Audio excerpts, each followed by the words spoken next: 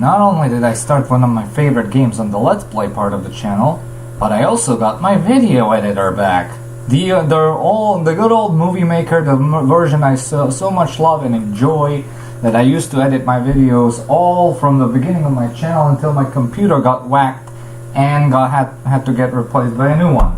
When I got that new one, I had the poor, crappy, not so good version of the editor, and it was driving me nuts. Now I have my regular editor, and now I can safely say I am very happy and I will record another video specifically using that editor.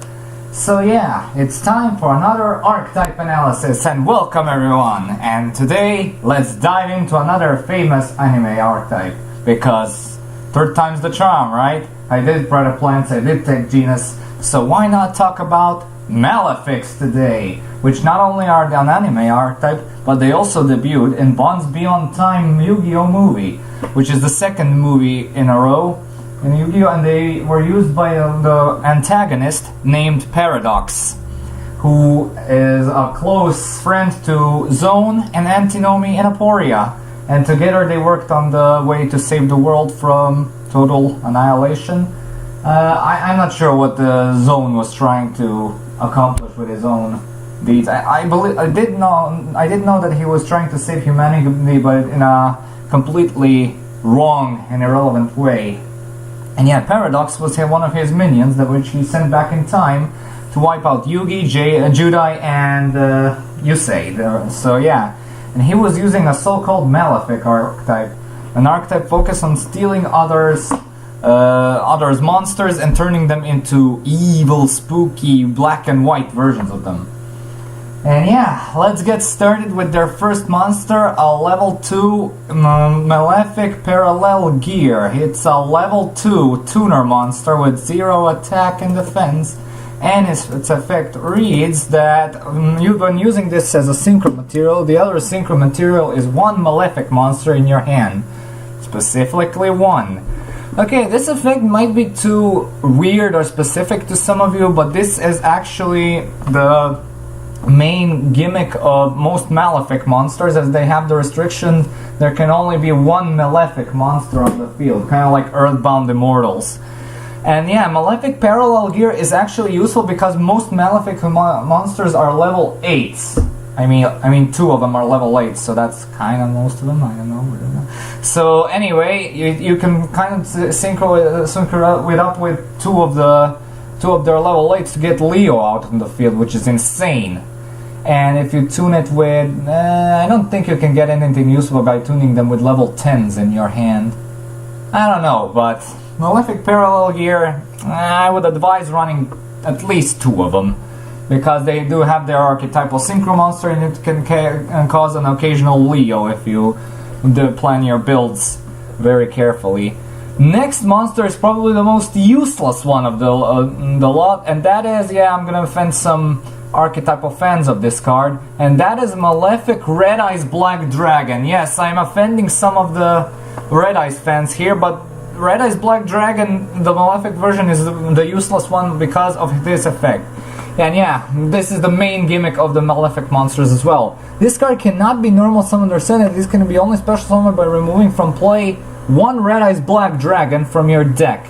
And yeah, there can only be one face-up Malefic monster on the field, and other monster you control cannot declare an attack. Beautiful.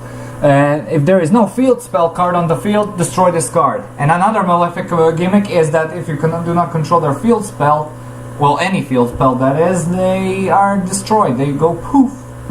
But the reason why Malefic Red Eyes Black Dragon is useless is because it's a level 7 in an archetype filled with level 8 and level 10 monsters, which are useful for, as I said, they're usable with Parallel Gear for a Leo or their own synchro monster, or they can cause a rank 8, which is the most popular Malefic build. I tried myself in the playtesting. My favorite rank 8 monster with these being the number 107 Galaxy Ice Tachyon Dragon in its Chaos form. But yeah, he's a level 7, and probably the only thing he's useful for is the Sacred Sword of the 7 Stars, which is not my favorite draw power card, because trade-in is arguably a better thing, and the level 8s are useful for that one. And yeah, it can only be special summoned by banishing the the Red Eyes Black Dragon from the deck. So if he's stuck in your hand and it's the only one you have, you cannot summon him. So yeah, Malefic Red Eyes Black Dragon, yeah, you're not kind of that good. Next up is another, well, it is a better one, but it's a more useful one than the Red Eyes Black Dragon. That is the Malefic Blueeyes White Dragon.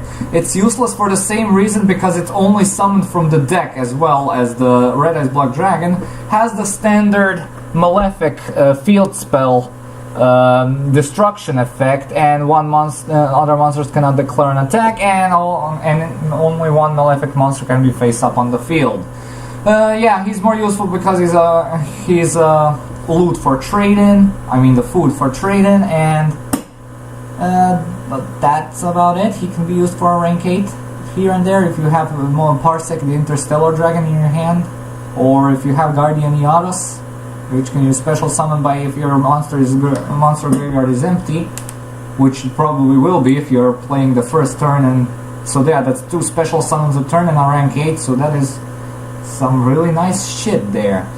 But probably the most useful one is actually the Malefic, based on my favorite monster, and that is the Malefic Stardust Dragon. And it has absolutely the same stuff and summoning condition as the Blueeyes White Dragon, except he's using an extra deck monster this time, and it has the effect that face-up field spell cards cannot be destroyed by card effects. So basically this protects the archetypal field spell, which has insane searching capabilities, and we'll get to that later.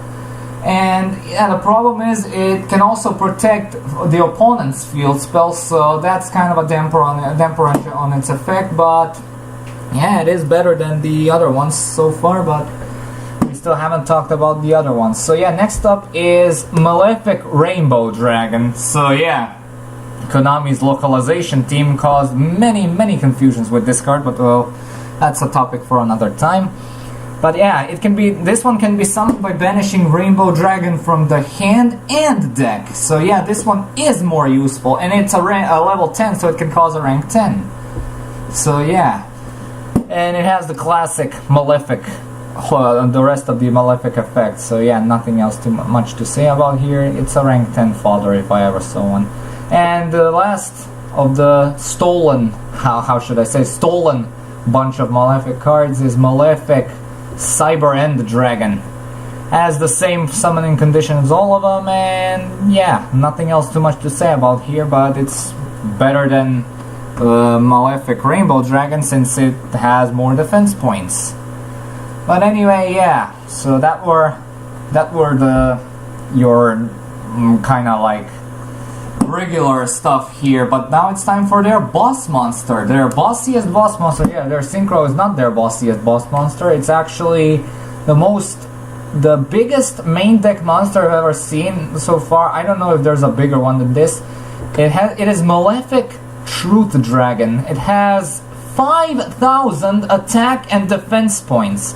And its effect is that it cannot be normal summoned or set, and it must be special summoned by its own effect. And that is, and cannot be special summoned by other ways. And if a Malefic monster you control, except Malefic Truth Dragon, is destroyed by battle or card effect, you can pay half your life points to special summon this card from your hand or graveyard. So you cannot summon it from the deck, although the anime had a trap card that could solve that problem, but it's not printed.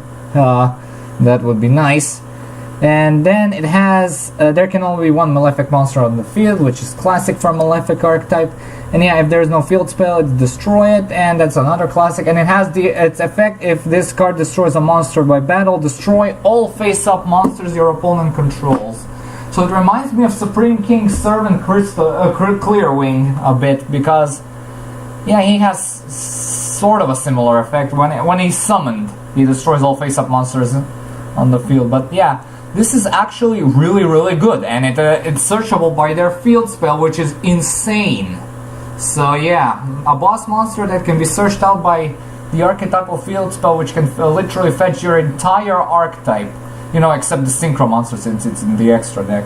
But talking about the Synchro monster, here he is. It's Malefic Paradox Dragon, named after the antagonist who was using it. It's a level 10.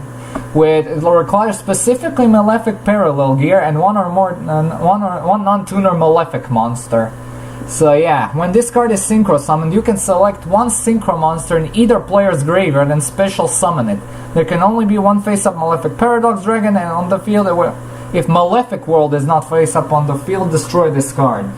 So yeah, the field destruction is a little more specific here because it requires specifically Malefic World, but it does not restrict your other monsters from attacking, which is also really nice. And yeah, the synchro monsters that you can revive are, yeah, you can actually revive Leo with this effect. So yeah, this is actually really awesome. Has 4,000 attack and 4,000 defense, which is really nice for a level 10 synchro monster. But yeah, it's kind of specific, so it's ran at 1 or 2 probably. You'll probably want 3 Leos in the Malefic deck, or 2 Leos. My build specifically, which I play tested with these things, was two of these guys, 2 Leos, 3 Tachyon Dragons, and 3 Neo Tachyon Dragons. And the rest were the fillers for the Malefic Stardust, Cyberend, and all that. But anyway, let's get down to that awesome, overpowering field spell that I've been mentioning. Let's see how good it actually is. It's Malefic World. Yeah, that's the field spell that was mentioned on this card before. And yeah, while this card is face up on the field, you can activate this effect instead of conducting a normal draw during your draw phase.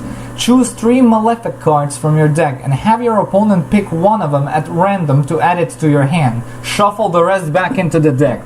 The fact, if you're running 3 of everything, you can pretty much, I don't know, choose 3 copies of Truth Dragon and you can automatically add a Truth Dragon to your hand. You can even search more copies of Malefic World even. And yeah, one other card it can search is one of their trap cards, their only trap card. But anyway, I would the searches I would recommend searching this with are Parallel Gear, Stardust Dragon, and maybe Rainbow Dragon. Because no, Cyberend Dragon, and absolutely Truth Dragon, because yeah. And yeah, this is the field spell in time for their final card, which is the trap card Malefic Claw Stream. Activate only if you face up Malefic, when there's a face up Malefic monster. Target one monster your opponent controls and destroy it. Pretty simple, and it's kind of outdated since this is the era of non-targeting removal, and most monsters have a protection of being targeted by card effects. So yeah, this is kind of a dead card nowadays, but if you're playing against some of the slower decks, see, this can be occasionally useful, since if you lack Malefic monsters, which are very targetable by destruction effects, they have absolutely no protection, which I'll get to later. This can be kind of a dead draw.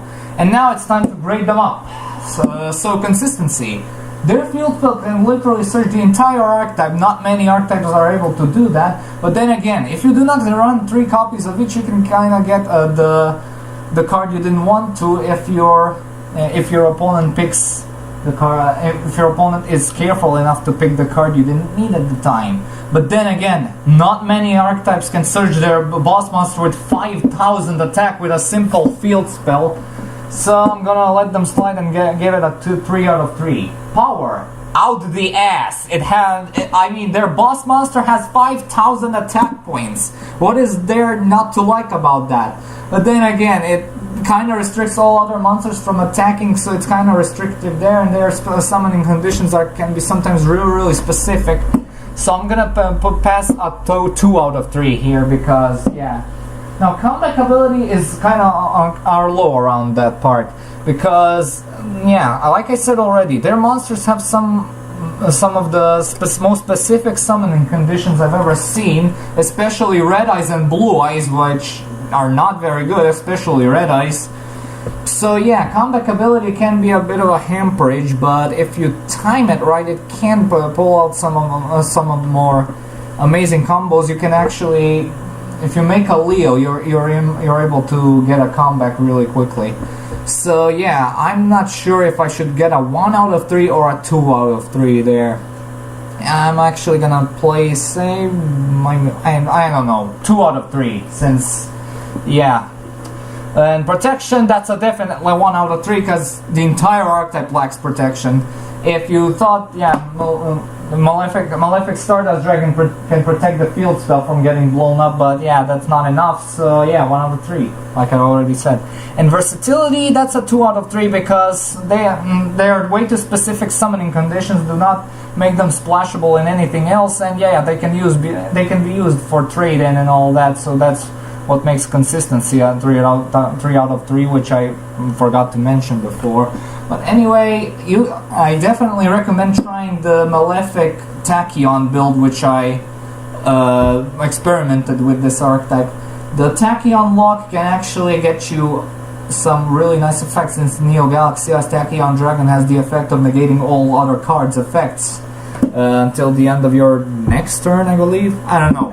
But anyway, the Tachyon lock is the one you want to experiment this archetype with.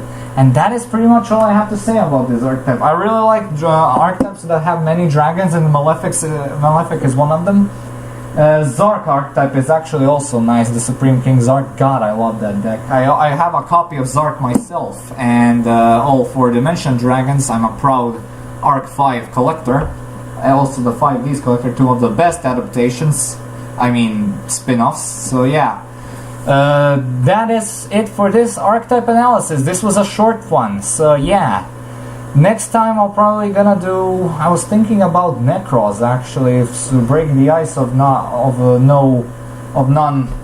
archetypes, but I'll see. I'll probably cover most of the anime archetypes before I move on to Necros and all that, since they're they can probably bounce back to relevance again with their link format. So yeah, thank you all so much for watching. Stay tuned for more vids, walkthroughs, and updates. Comment, like, and subscribe. And as usual, I'll upload the next vid whenever I can. See you all. Have a good day and peace.